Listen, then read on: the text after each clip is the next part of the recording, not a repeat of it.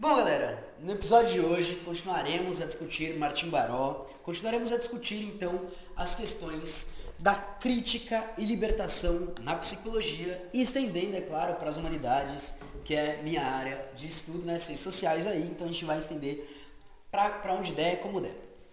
Bom, galera, antes de tudo, aqueles recadinhos que a gente sempre traz. Lembrar vocês aí de acompanhar nossas redes sociais, @morcego_, Marcos_, no Instagram, no Twitter e às vezes no TikTok também, que é onde a gente está divulgando tudo que está sendo postado, quando está sendo postado, as lives estão rolando. Por exemplo, esse episódio que você está ouvindo aqui no podcast, que foi gravado também em live, tá ligado? Então, dá uma atenção aí nas redes sociais. Nosso podcast acontece aqui na plataforma que você está ouvindo, em quase todas as outras, e é muito importante aí que você compartilhe esse episódio, compartilhe o episódio que gostou, faça críticas, faça comentários, enfim, mande aí as visões para frente. Além disso, queria lembrar que nós estamos fazendo live, tanto no nosso canal do YouTube, quanto na Twitch, em twitch.tv/cavernamorcego, que é onde a gente está fazendo a gravação deste episódio em específico. Além disso, o cupom de desconto na autonomia literária, #morcego na autonomia, te dá 20% de desconto em qualquer produto. E é claro, a gente tem aí o apoio da própria Caverna, nosso apoio coletivo em apoia.se/cavernamorcego e também o Pix do e-mail mbl97531@gmail.com, que é o e-mail para contato, para chamar para eventos. Tá tudo na descrição dos episódios. E agora, bora lá!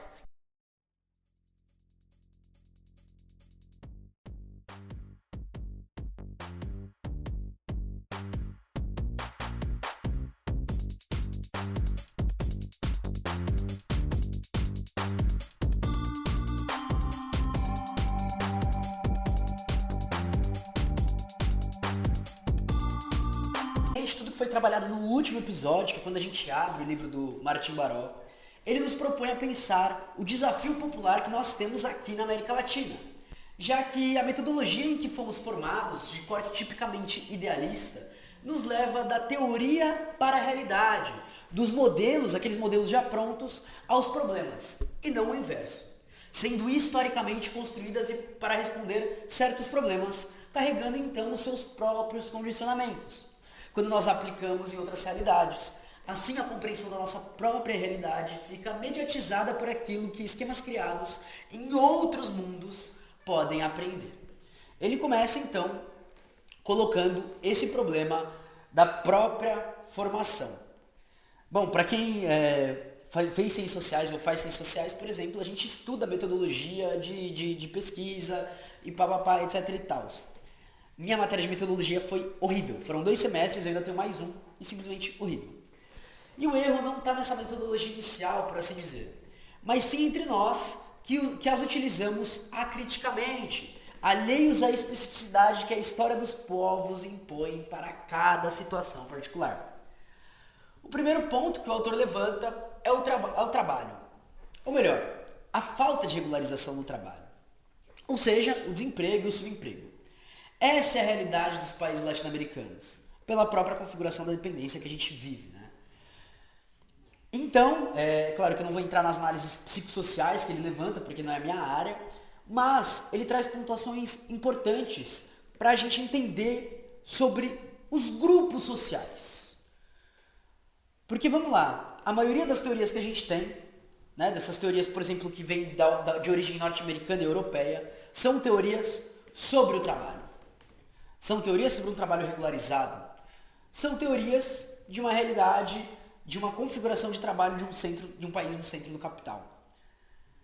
Ele coloca já essa pontuação contrária quando ele observa o número de desempregados existentes em El Salvador. Ele vai olhar e vai falar, calma lá, a gente está vivendo uma outra coisa. E aí ele vai trabalhar com os grupos sociais. E é claro, não só dos grupos que são explorados, mas daquele grupo que tem sido oprimido e que mais do que alienado tem sido socialmente negado. Assim como o Florestan Fernandes fala, então, de atribuir essa perspectiva por debaixo, essa perspectiva de nós que estamos sendo explorados e oprimidos, alienados e socialmente negados. Então, trazendo até uma questão para o Brasil, que é uma questão que a gente trabalha, a gente não vai olhar apenas para os grupos sociais sindicalizados. A gente não vai olhar apenas para esses grupos sociais que já têm uma consciência de classe, ou que já conseguem concretizar essa consciência de classe de modo organizado, mas a gente vai olhar para todos os grupos subalternizados, todas as massas que são marginalizadas. E aí, é claro, isso vai levar a gente para outros estudos que a gente já tem, né? Como, por exemplo, o Clóvis Moura falando do quilombo, o Florestan Fernandes falando do significado do protesto negro, o Mariátegui falando que a luta revolucionária ela tem que passar no Peru por uma identidade necessariamente indígena, ou a questão, por exemplo, do feminismo camponês popular, que coloca a questão das mulheres na terra, ou a questão dos movimentos de favela, enfim. Todos esses grupos, então, deveriam entrar no nosso grupo de estudo, não como objeto, mas como sujeitos, né? Afinal, muitos de nós que estamos aqui na Caverna do Morcego, eu fico muito contente de falar disso, estamos nessa posição em luta, né? Enfim. É claro que é da hora que todo mundo aqui está nessa posição, mas infelizmente a gente ainda está nessa posição, né? É a grande contradição da vida que a gente vive. E aí, o papel, né, que eu coloco pro cientista social é justamente de entrar nesse meio de pesquisa, de estudo das próprias ciências sociais, sabendo da luta, direcionando o sentido e o conteúdo do trabalho e apontando para o horizonte de ruptura. E aí, para quem ouvir o último episódio que a gente gravou com o Martim Baró, fiquem atentos na última frase que eu trago dele, que é justamente sobre isso. E a frase que inclusive eu postei lá no perfil do Instagram, né? E pro autor, um dos problemas é o olhar sempre voltado ou para problemas minoritários, ou ainda, quando atrás de coisas importantes, fez isso a partir da perspectiva dos interesses das minorias dominantes. Então o problema às vezes está tanto do problema que a gente olha, e às vezes também da perspectiva que a gente olha para o problema. Por exemplo, se a gente vai discutir educação. A gente pode discutir educação de uma maneira revolucionária, mas a gente também pode discutir ela a partir da perspectiva dominante, inclusive confirmando a ideia deles, né? E para o autor, a psicologia social então vai ter um papel crucial nisso, que é justamente de se unir ao enfrentamento político e econômico. Deve formular os problemas, definir os esquemas teóricos e fazer a manutenção da objetividade científica.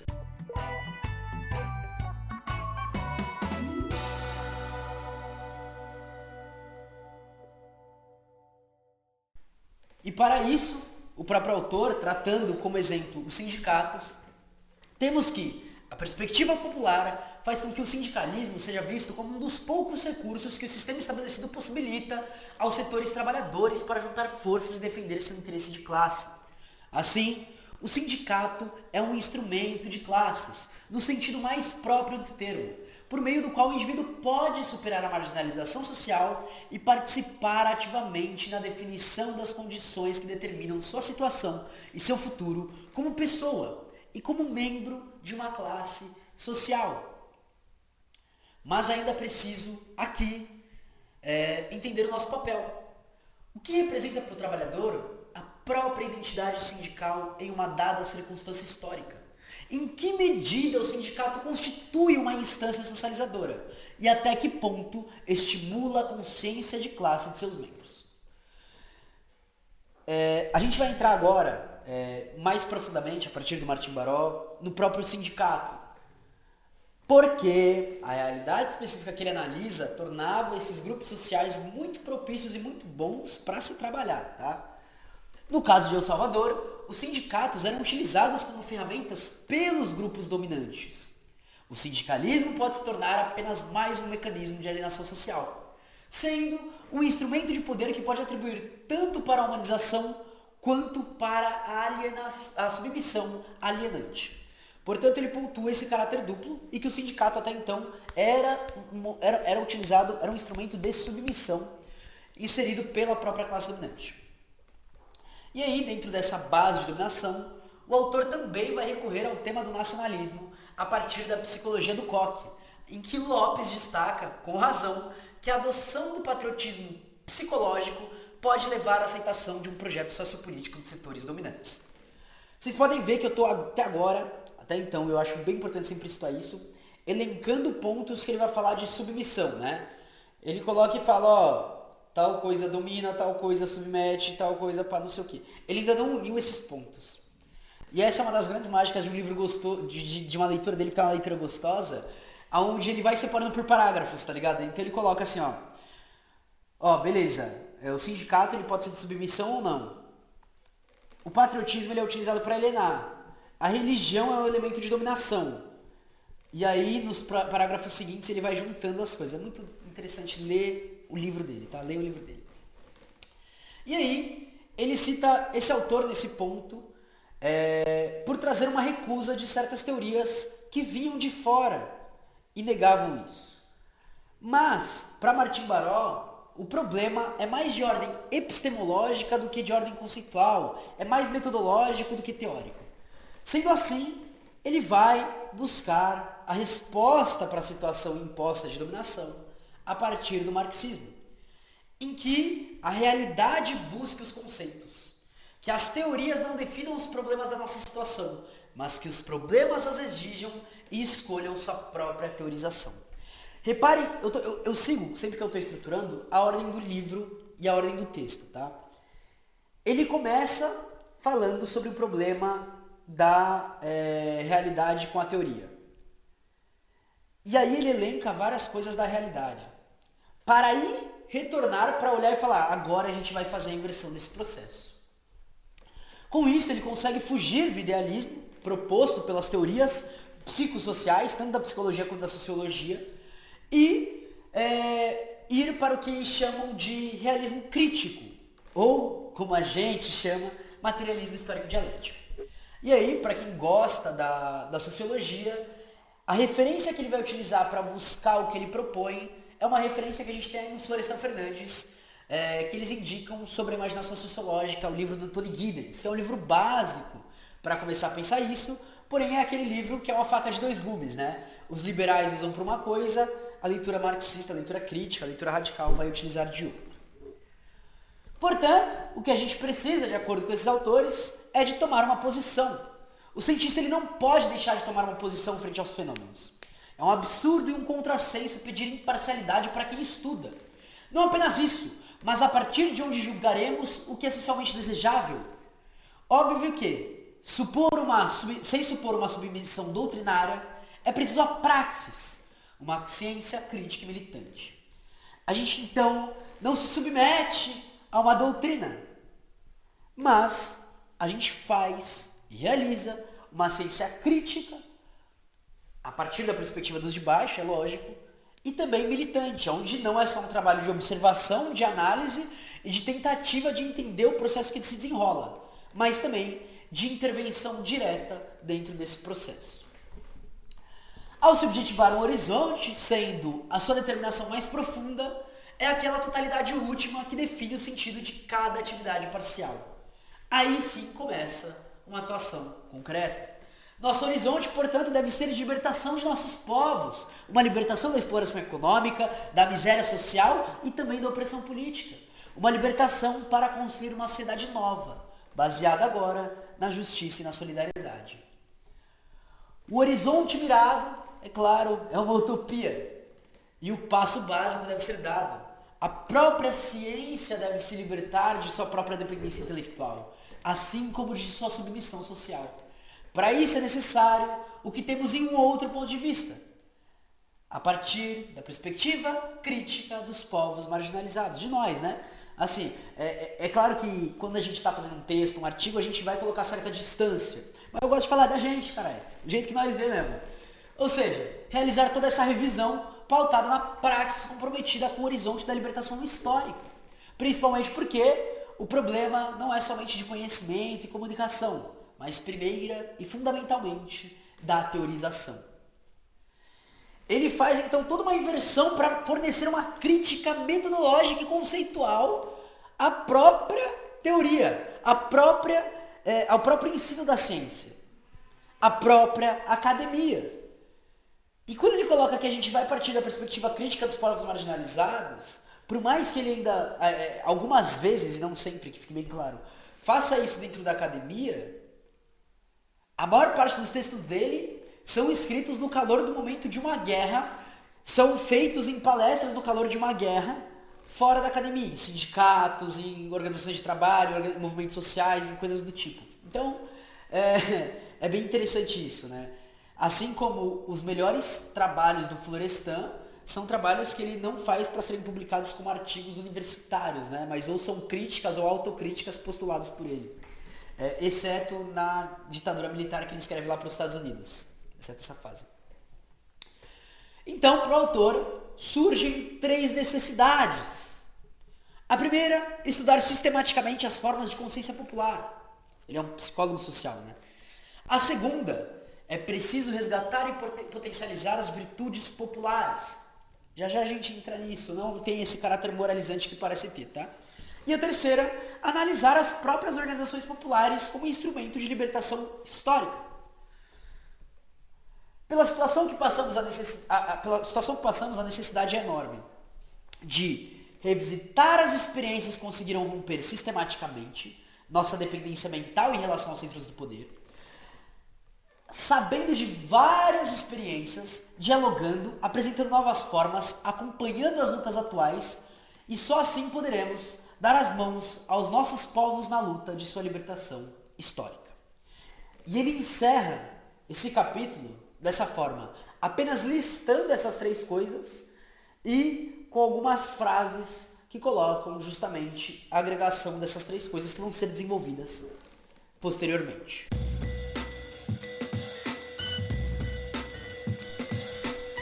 Não poderíamos deixar de lado a discussão sobre o ensino e a relação com a mudança social.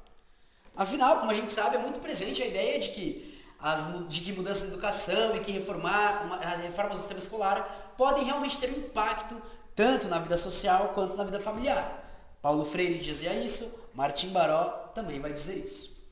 Frente a essa confiança, os teóricos sociais, sobretudo aqueles que são de orientação marxista, tendem a subestimar o que se pode conquistar por meio das mudanças no sistema escolar, já que consideram uma superestrutura ideológica, que possui um funcionamento com reduzida autonomia diante do determinismo do sistema socioeconômico estabelecido e que, portanto, não passa de um sistema subordinado aos interesses das classes dominantes. Pausa para um breve apontamento teórico. O Althusser, por exemplo, ele vai falar de aparelhos ideológicos do Estado. O Martim Baró é contra essa visão, tá? É isso que ele está apontando, ó. Por mais que faça parte da sociedade civil, por mais que esteja em determinações do próprio mercado e tal, existe um impacto muito maior da educação aqui. Vamos lá.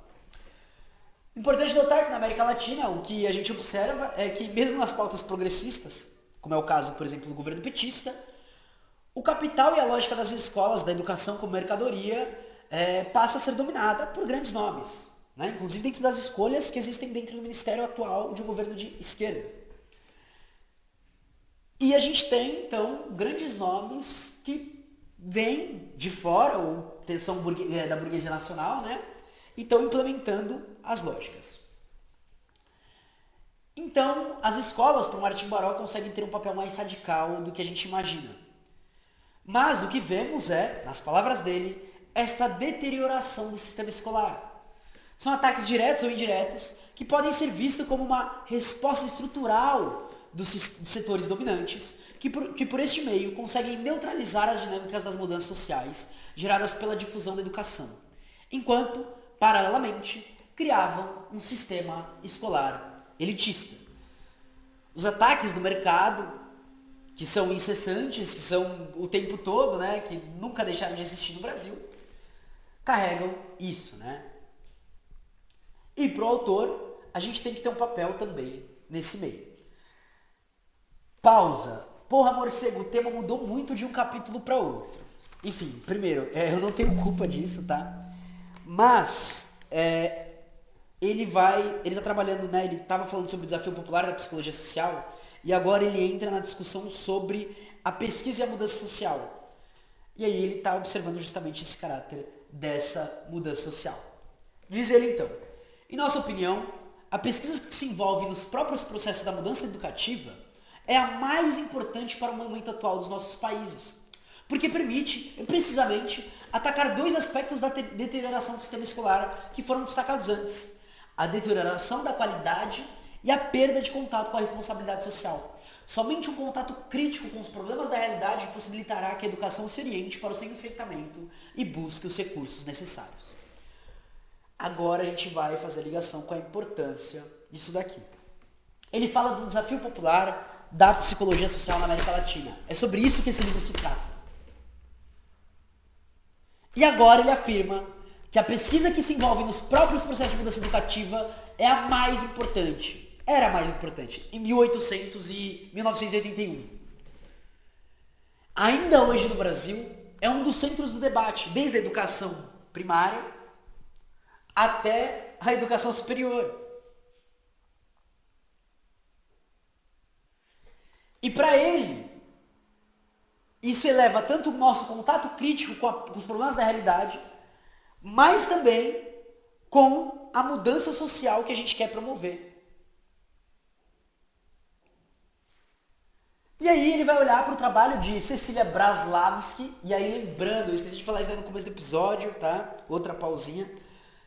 Ao final da saga de Martim Baró, quando eu postar todos os episódios, eu estarei liberando o arquivo de PDF que eu estou lendo, e aí tem as referências, mas todas as referências estão também no livro do próprio Martim Baró, para quem tiver, e a gente vai tentar disponibilizar o PDF dele também.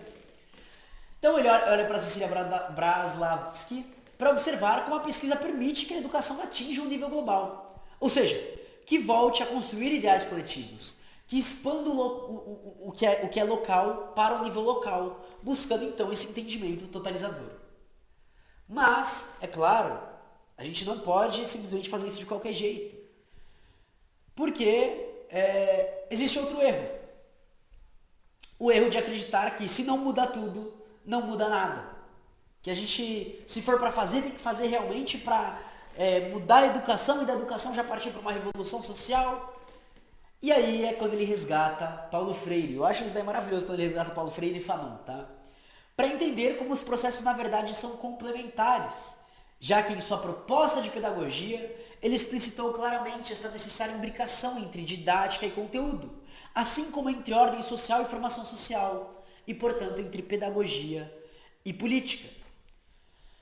E, chegando no ponto central, indo contra a proposta norte-americana de pesquisa sem qualquer significado social, isto é, sem relação com os problemas sociais da população, o autor diz que nós necessitamos urgentemente fazer pesquisa não tanto para ser publicada, mas para ser utilizada como instrumento de mudança social. E nesse momento, a gente pula para o que ele explica sobre a racionalidade, indo já na conclusão desse capítulo que é menor que os outros. Resgatar o mais valioso da história dos nossos povos e projetá-lo educativamente com o fim de construir uma nova história, me parece a forma de oferecer ao sistema escolar esse sentido que se perdeu em nossos países. Acima de tudo, parece ser a forma de se contribuir para que nossos povos insurjam em nossa história, com voz própria, e para que sua palavra não seja silenciada ou ignorada, mas escutada e respeitada pelos outros povos. E só no final desse capítulo ele liga com o que ele encerrou o capítulo anterior. No capítulo anterior ele encerra justamente falando sobre isso. Sobre a conexão histórica que a gente necessita de resgate para que as nossas lutas revivam. E assim ele termina esse novo capítulo, concluindo justamente dizendo que fazer esse resgate histórico a partir e através da educação é o que falta para que a gente tenha voz própria. E esse resgate histórico é muito do que falta para nós nos dias de hoje. Em 1975, ele produz um capítulo, que é reeditado em 1985, sobre a relação entre o indivíduo e a sociedade. Caso fique difícil a relação, é pelo fato de que ele vai trabalhar em mais de 60 páginas com a psicologia, né? E a gente sabe, não é minha área, sempre reiterar isso. Mas a gente vai trazer as principais relações presentes para fazer um entendimento da relação das humanidades neste papel de libertação e emancipação. Lembrando que nós temos um episódio na Caverna do Morcego, no podcast, sobre Gramsci e Paulo Freire, falando um pouco sobre isso, tá? E é impressionante como os dois se relacionam. E aí, ele abre o debate já falando sobre o próprio vocabulário da psicologia, que vai adequar a certos termos individualistas. Eu tenho que fazer comentários, desculpa, dane-se. Eu tô lendo agora o livro organizado pelo Ricardo Antunes sobre uberização e tal, não sei o que, né? Uberização, trabalho digital e plataforma e indústria 4.0. É impressionante como esses termos que ele vai trabalhar em 1980, tá? 1980, que começavam a ser utilizados, eles são resgatados hoje pelo neoliberalismo e pelos aplicativos de plataforma, sei lá como vocês querem chamar essa nova fase que a gente vive de indústria 4.0. Eles são resgatados hoje, 40 anos depois. É uma ideologia que vem se estruturando há muito tempo. Mas voltando aqui para o texto. E é claro, não se resume só a psicologia, mas nas ciências sociais também a gente utiliza muitos termos individualistas. Esses termos eles são levados muito para o mundo dos Estados Unidos, né? Especialmente o mundo do estudante universitário norte-americano. E essa diferenciação entre os estudos de fora, que buscam adequar ao mundo idealizado, frente à nossa realidade esmagadora, produz uma lógica alienadora, porque produz a impressão de completar nosso universo de sentido. Portanto, essas teorias são formuladas lá, no centro do capital, são criadas de forma a se adequarem ao nosso universo de sentido, e elas vêm para cá de forma alienadora. Os estudos se centram, então, em um mundo percebido, isto é, em um mundo em que a realidade cotidiana parece depender mais desses esquemas perceptivos individuais do que dos processos objetivos de produção e reprodução social. Ele começa a se aprofundar no que Marx começava a explicar anos atrás de alienação. O que fica marcado dentro da psicologia social e até dessa sociologia é um conteúdo para consumo massivo de estudantes universitários ou empresários capitalistas. Oh, interessante, eu gosto dessa parte. Não se pode reduzir a ciência ao que está sendo estudado. Fazer isso seria aceitar que uma ciência é definida por aqueles que contam com o poder econômico e social para determinar os problemas que devem ser estudados e as formas pelas quais os problemas devem ser resolvidos. Aqui, retornamos ao próprio Florestan, e eu amo a conexão entre os dois, que na busca de enfrentar essa lógica, torna imprescindível a aproximação entre a sociologia e o socialismo, para um uso mais aprofundado da própria ciência. Martin Baró, mesmo falando sobre psicologia social, estuda o espaço das humanidades que permite uma relação direta entre a psicologia e a sociologia. Ponto que nos permite elaborar de forma mais razoável, mais aceitável sobre o seu trabalho. Né? E nesse episódio a gente está abordando sobre os caminhos que a gente deve seguir, né? Sobre o desafio popular da psicologia social, a gente tem que estar atento também aos erros que não podemos cometer. E essa é a graça do livro dele. Ele não vai falar só sobre, galera, isso daqui é uma coisa interessante para a gente trabalhar. Mas ele também vai olhar e falar, galera, isso daqui a gente não trabalha. E é nesse ponto que ele fala em que os psicólogos sociais tendem a incorrer mais frequentemente num reducionismo psicológico, que é o chamado psicologismo, do que num sociologismo. A gente já entra no sociologismo, tá? O psicologismo é quando tudo é colocado na carga de processos puramente psicológicos. Assim como a gente vê hoje propagandas e mais propagandas que reforçam que você tem que ir lá se cuidar. E você tem que resolver a sua situação com você mesmo. Que o problema está dentro de você e acabou. Que todas as opressões que a gente sofre são problemas individuais. Enquanto o sociologismo vai se apresentar no sentido oposto e colocar tudo nas questões sociais, até a pessoa não ser mais nada do que mera expressão de forças estruturais ou sistêmicas. Tira o caráter de sujeito das pessoas. Em ambas as partes, o centro da discussão é a ideologia, que pode ser deslocada ou para caracterizar tudo como mudança de atitudes, mude o seu mindset. Ou para ser tudo o que caracteriza uma pessoa. E aí é claro, por mais que o autor vá falar sobre ideologia, a gente vai adentrar em ideologia aqui. Ideologia vai ganhar, quando eu tiver conhecimento suficiente para trabalhar com isso, episódio próprio, tá, família? Para isso, se falamos sobre psicologia social nesses termos, é necessário adotar a perspectiva dialética, nossa antiga conhecida. E aí é que ele fala, ó, a palavra dele, tá? Eu não estou falando nada porque eu tenho, enfim, pouco conhecimento. O método dialético, tal como compreendemos aqui, assume que o objetivo é constituído pela mútua negação entre polos e que isto ocorre em um processo histórico. No caso concreto da psicologia social, aplicar o método dialético significa que o estudo dos problemas parte do pressuposto de que a pessoa e a sociedade não apenas interagem, mas elas se constituem mutuamente. Logo, o indivíduo é pessoa porque existe uma sociedade, não individual, que o torna pessoa.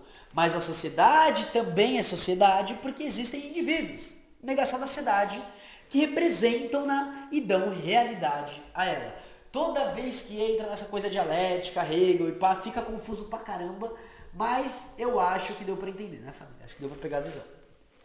É, portanto, a partir do método dialético que a gente consegue compreender que os processos da ideologia necessitam da estruturação social, sendo parte essencial desse próprio processo. Nesse sentido, a ação humana é, por natureza, ideológica, já que ela é intrinsecamente configurada por forças sociais que operam uma determinada história. E aí, o autor, então, ele vai fazer um breve desenvolvimento histórico de como os pensadores pensavam isso, né?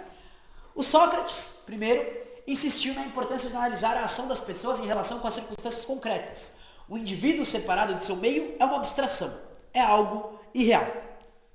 Platão, então, segundo ponto, aprofundou a visão socrática ao esboçar a estrutura de sua república e atribuir diferentes tipos de pessoas às diferentes funções no sistema social. Já o terceiro, Maquiavel, irá conceber a natureza humana como algo mais fixo e entende que os homens são guiados por motivos e paixões parecidas, especialmente a busca por poder e a busca por segurança. Então, enquanto para Platão o indivíduo pode interiorizar a lei que o vincula aos outros e assim atuar moralmente por convicção pessoal, Maquiavel entende que, em última instância, o homem respeita a lei apenas por medo ou coação física impostos pela autoridade. Existe uma diferença. Platão, o homem consegue entender, Maquiavel, medo ou coação física. Já Hobbes, o quarto, afirmando que o homem é um ser antissocial, chega a uma conclusão similar, dizendo que o Leviatã é o poder comum da sociedade que surge com a renúncia da tendência à aniquilação operada por cada indivíduo. Ele é aquele mal necessário. Lembrei de sertanejo, mas é isso.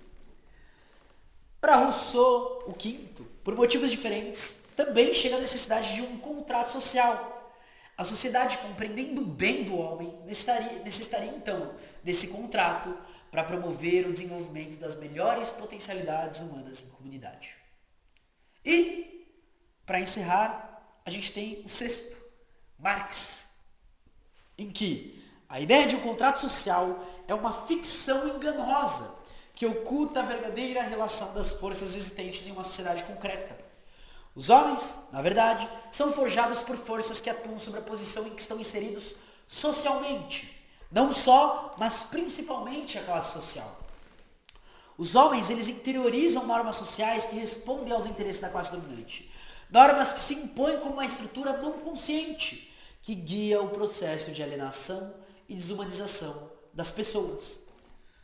Portanto, a psicologia social e as ciências sociais necessitam de alguns acontecimentos para que consigam nascer, em seu sentido moderno, que pode ser pensado a partir da maior consciência sobre a diferença entre os grupos humanos, concepção secularizada de ser humano, revolução industrial e desenvolvimento de uma nova metodologia.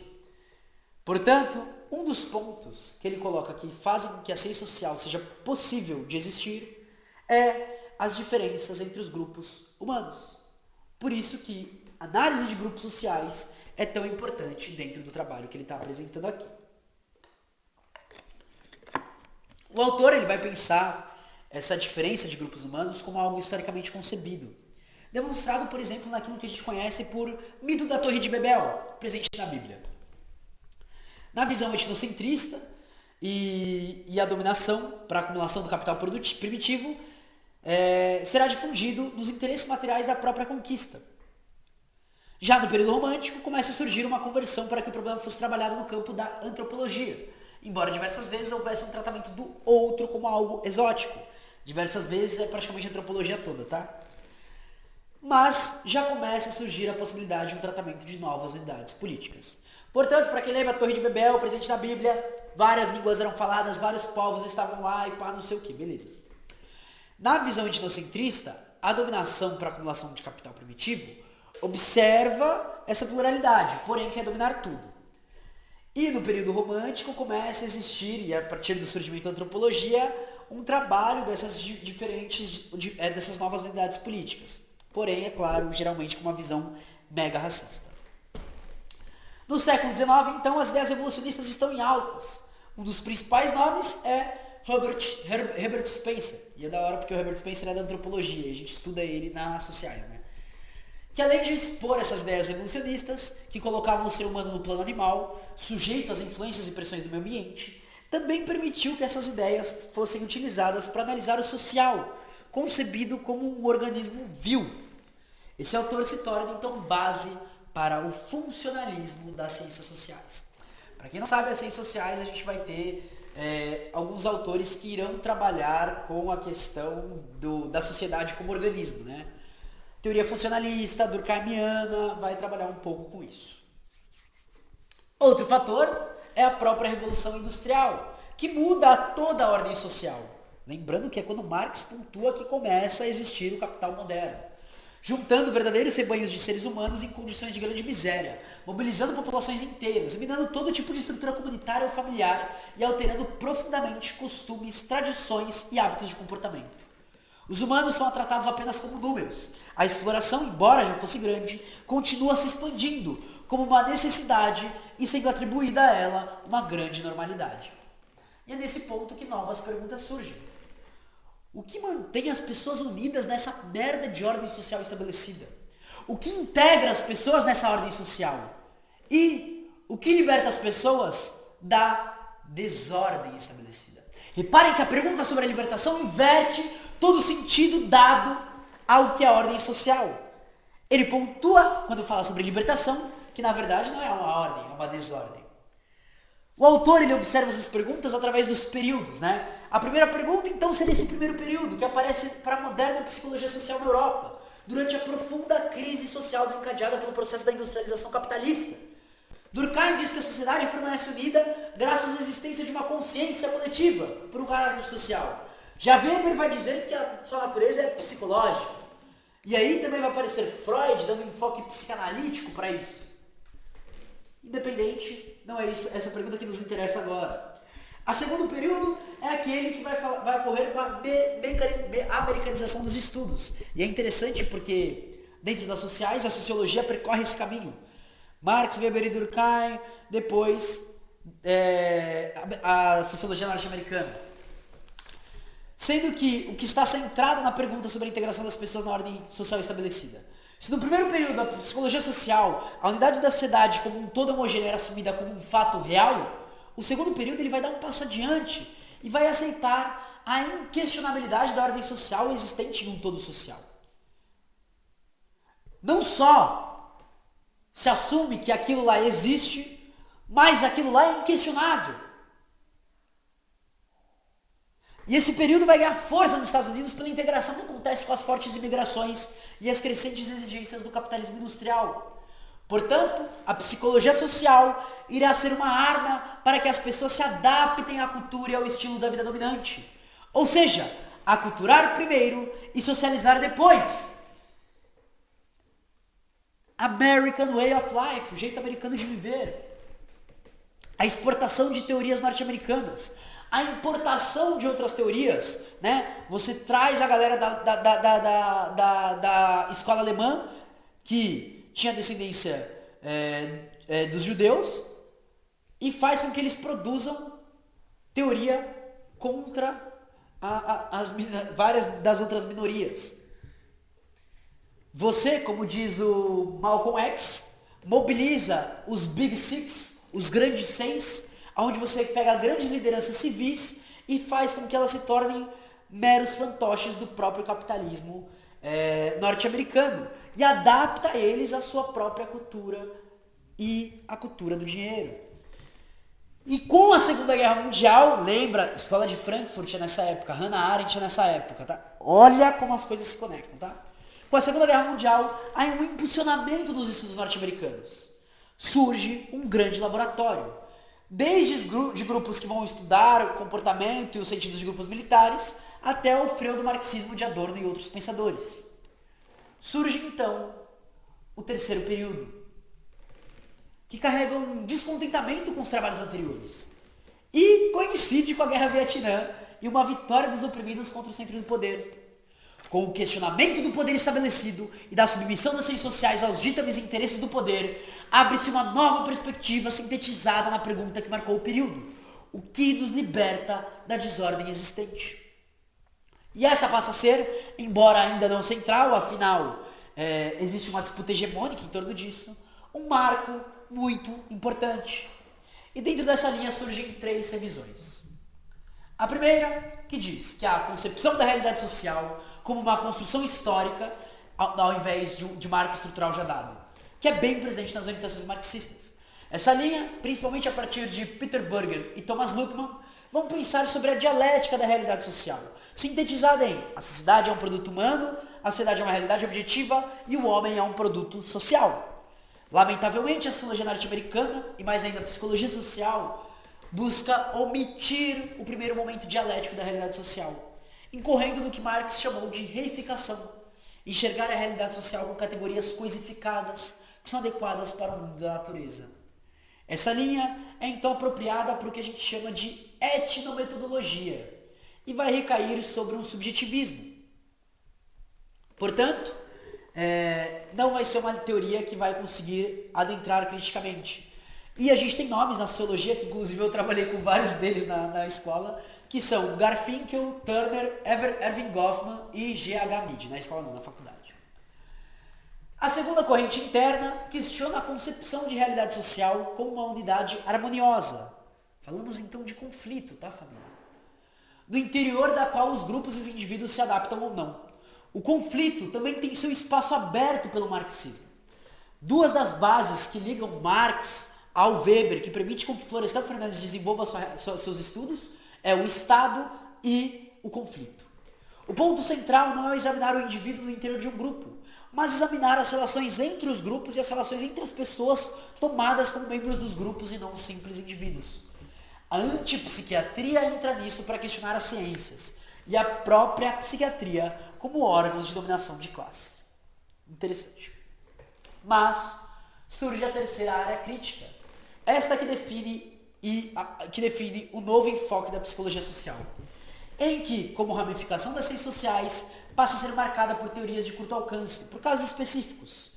Todas essas limitações teóricas, axiológicas e práticas fizeram com que a psicologia social se limitasse ao estudo daquilo que o sistema exigia e da forma que o sistema exigia, reduzindo-se a um servilismo social, que por causa do âmbito em que se movia, os instrumentos que se utilizava, era incapaz de questionar. Portanto, nesse terceiro período, a gente tem essa marcação desses conflitos, de entender a mutabilidade da própria realidade social. De onde que podemos mudar a ordem social dominante? Então, a gente tem uma pequena mudança, já dessa terceira ordem, da própria análise do conflito e de teorias de curto alcance que vão ser adaptadas. É um começo, ainda não é o final, mas é um começo. É preciso também definir o objetivo da psicologia social, que é, claro, possibilitar a liberdade social individual. Se o objetivo de estudo é a ação como ideológica, isto é, a ação determinada por fatores sociais vinculados aos interesses de classe dos diversos grupos, então busca-se a tomada de consciência desses determinismos pelo sujeito, quem pode se apropriar deles por meio de uma praxis consequente. Portanto, o objetivo da psicologia social deve ser um estudo a partir da ação, aquilo que a gente chama de praxis. Esse exercício faz parte da construção do nosso próprio processo de libertação. O marxismo vai trabalhar com isso, Paulo Freire vai trabalhar com isso. A própria praxis social nos apresenta que não se trata de antecipar mecanicamente o futuro, mas é de colocar à disposição dos atores sociais, sujeitos, nós, os conhecimentos que possibilitam atuar de forma mais adequada em cada circunstância, em função de certos valores e princípios sociais. Por isso é nosso papel observar os interesses de classe, como eles se relacionam em certos grupos, sempre mirando na transformação da ordem social capitalista. Esta psicologia social toma partido por esse povo, por suas lutas e aspirações e pretende ser um instrumento para que a tomada de decisões do povo seja consciente, assim como o papel dos marxistas dentro do processo revolucionário. Não é sobre dizer façam ou não façam, mas abrir os marcos da libertação e ajudar na educação revolucionária e nas lutas. Essa é a prática social libertadora. É essa a união existente entre a psicologia social, a sociologia e o socialismo revolucionário.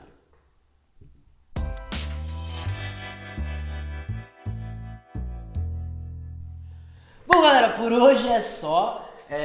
Encaminhamos aqui então para o final do segundo episódio da leitura do trabalho, do episódio com Martim Baró, falando sobre libertação e humanidades. Agora com foco na educação e consciência e praxis. Provavelmente vai ser esse o nome do episódio. Educação, consciência e praxis, alguma coisa assim. Espero que vocês tenham curtido o episódio. Galera que estava na live, galera que está ouvindo depois no podcast. Galera do podcast, cola nas lives também. Venha ouvir com a gente, vocês podem comentar, a gente fica trocando uma ideia depois. Mas é isso que eu tinha para hoje para apresentar para vocês. Não esqueçam de seguir as redes sociais, de apoiar os projetos, de acompanhar o podcast e de compartilhar sempre, tá, galera? Queria deixar então um grande beijo, um tchau, se cuidem, até logo. Tchau!